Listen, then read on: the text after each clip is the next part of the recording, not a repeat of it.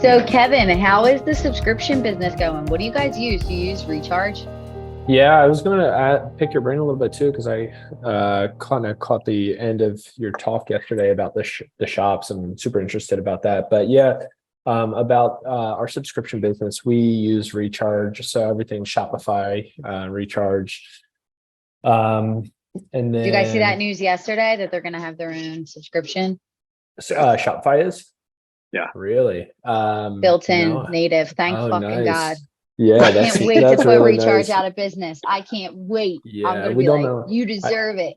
I don't think we know what we're going to be doing yet, but we have a engineer who's in house who like custom codes all of our like subscription builder because it's pretty complex. So Yeah. and just like yours, we have like a lot of different options. We actually, fun fact, also have a tea business that we Uh-oh. yeah, That's I think very different market. Ours is more of like the it's like a world tour of Yeah, tea. yeah, yeah. So I it's think I've seen it. What's it called? Atlas Tea Club. It's for the tea too. It's Atlas. Okay, then that's not the one I'm thinking of. Yeah. Yeah, so it's smaller. We've actually just like acquired it. Like we're like blending the businesses this week, like this year, Oh, and really actually cool. just launching it. Yeah. Yeah, that Um, Sip Spy, that's the big subscription in the tea business. mhm. It's so great. It's like that one of those Ipsy boxes. Like, I don't know if you guys like they wanted us to be part of that box that we just gave them free things. I was like, are people are doing this? They're giving you their everything for free?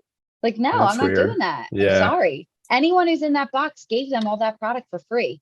I was like, Wow. unless you're literally driving so much revenue that it's worth it, which there's no fucking way.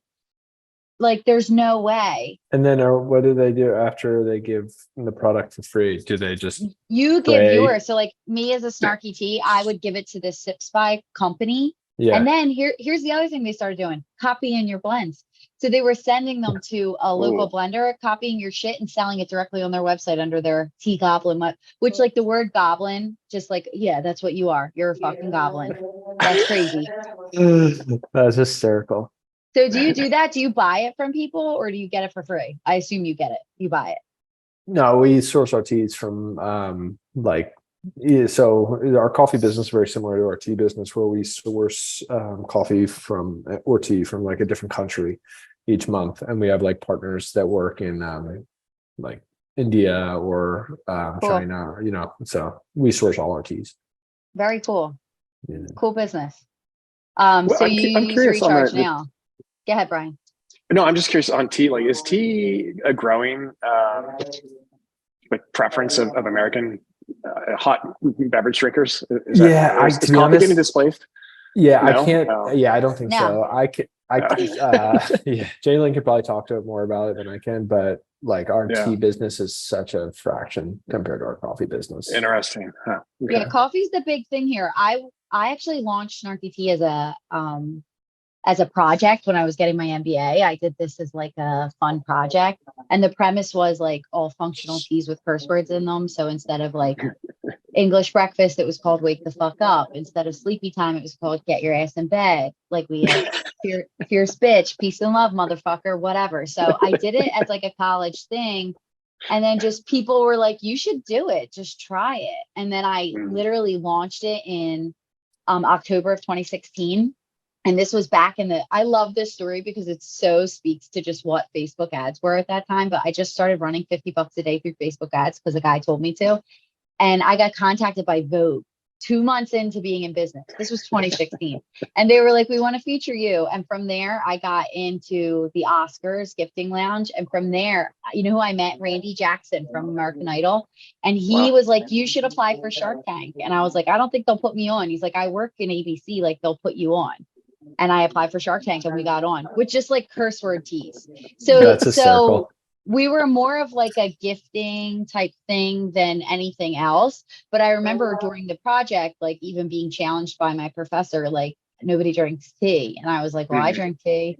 But the number one fact is like, right, 80% of the tea consumed in the United States is iced. So Uh, our business is mostly like how do we experiment with blends in a way that Americans are used to? So something, don't copy me, by the way, if I see this, I'm gonna. But I'm into coffee more. Yeah, one I'm of the way big focused things on that coffee. we have is like this great community, and like we source so many ideas from them. And one thing that they do a lot of, which I had never done previously, like they introduced me to this, is they take the tea and they'll take one scoop of one blend and one scoop of another blend and one scoop of another blend, and they're becoming like mixologists. So they're creating their own flavors. So we are trying to lean into that because it's so fun, and like it's very like they get very animated about what they've created. So we're doing kind of, I want to work on some samplers that come with a card. Do you guys ever have Jelly Bellies, the jelly beans? Yeah. Yeah. They used to come with a card that would be like, if you combine marshmallow with coconut, you'll get toasted coconut. So we're kind of trying to work on leaning into that mixology side because Americans love making their own stuff. But like largely, it's like we sell so much more of our iced tea blends and like cold brew blends. And like you'd be surprised, like people just want flavor. They don't want to drink soda. They don't want to drink juice. They want to do it at home. They want it to feel good. Like, so we just lean into that. And that's been like a totally where our business has gone from like the word fuck to like cold brew. That's the journey has just been an interesting one. But you have to be like, you have to adapt or die. So we lean into what they're telling us that they're doing, and we just do more of what they like. And, you know, we sprinkle some things in that are like ancillary products. So for example, we know that they like flavor, like even Brian, you were funny the other day. You're like, I like my tea to be really flavorful. Yeah. Like that's what people like. So anything we sell needs to make you go, oh, or like, ah, like it has to be like something really strong. Like we don't deal in weak tea. And we also just started introducing simple syrups, which would be interesting for you guys at the Atlas Club, would be like sourcing some simple syrup partners because people fucking love simple syrups. So like we launched them on a Tuesday, a random Tuesday, 2 weeks ago, I think. And we sold out of them in one day. I was like, what the hell? We like literally we have like 6 bottles left. So it's like I work with this small company to do it. And I was like, I need more. But like, it's fun. It's cool. It's fun. It's like, you know, tea is cool. I love working with it. It's so fun. But I'm not in the coffee biz, but it is definitely the preference amongst American consumers for sure. Yeah, it's super interesting. Are you guys on Amazon at all? No, I hate Jeff Bezos. Don't even get me started. Okay, well, we won't go there. Are you guys on Amazon? Yeah, we launched Amazon last year. Do you do well on there, or is it cannibalistic? Like, what do you think? No, so it's our business, probably very similar to yours, is we're heavy into gifting. People like gifting coffees, especially around the big times of the year, Mother's Day, Father's Day, National Coffee Day, and then obviously Q4. We drive a large majority of our gifting revenue I wouldn't say large majority, but probably 10 to 15% of our gifting revenue on Amazon. Interesting. And then we also launched K-Cups last year as a product. And we find that K-Cups do really well on Amazon. So it's probably grown a few $million business per year right now. But we're trying to like grow it and figure out a way that we can that we can build our Amazon presence as well. We don't find it cannibalistic though. Oh, that's good. Yeah, some people, they launch the ads and they'll see like some cannibalism, but then some growth. I don't know. I think about it all the time, but I'm just not there yet. And also loose leaf tea is so like boutique-y. I'm not sure how it would do. I have one product that would do really well on there, but like, I'm just like, I hate their rules. I hate playing with by their rules. Like, it's just painful. I was going to ask you another question. What the fuck was it? I forget. Anyway, interesting. Do you guys do one-off purchases too, or you have to buy the gift box? So on that's the big difference between our site and on Amazon. On our site, we're strictly like a subscription coffee of the month club, tea of the month club. And then on Amazon, it's like it's just like a one-off purchase. So interestingly, don't steal this idea. But one of the things that's working really well for us right now is on Amazon, or on Facebook, one of our big like hooks is don't buy your coffee on Amazon, because like coffee is a fruit. And just like any other fruit, it loses its like its ripeness over time. Yes. So like when you buy your coffee pods on Amazon, they've been sitting on the shelves for 4 or 5 months. So you're getting stale, not fresh coffee. And we launched that as like a hook, and it crushed. And like we really scaled it up. It crushed on Amazon. No, it crushed on Facebook. And then like one of our like customer service folks was like, well, do people know that like we also sell coffee on Amazon? Isn't there some contradictory there? I was like, it's working on Facebook. Don't think too hard. Yeah, don't think too hard. We're Stay running in your with this, lane. and I'm scaling it. Yeah, exactly. Stay in your lane.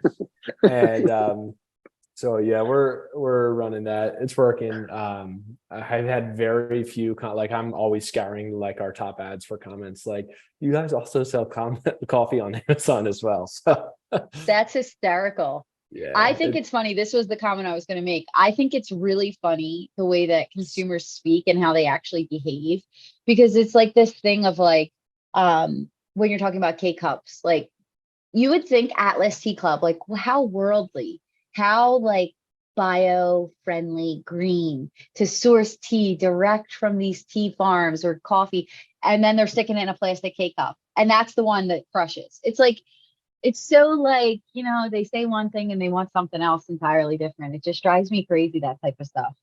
Yeah, what drives me crazy is the fact that like consumers say along this line, consumers say like they're concerned about sustainability, and they're concerned about fair trade, and they're concerned about these like more I guess like ethical type categories.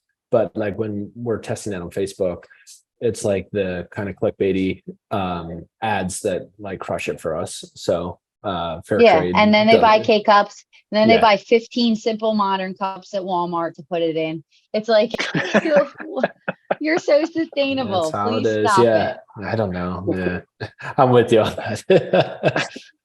It's really crazy because we'll get the same thing. Like we got rid of tea bags and people were just like upset about it. And I'm like, the whole thing about tea is like, being natural and like trying to get rid of some of this stuff. And people were like, man, I'm like, just, you say one thing and you do another thing entirely Yeah. different, but it is what it is.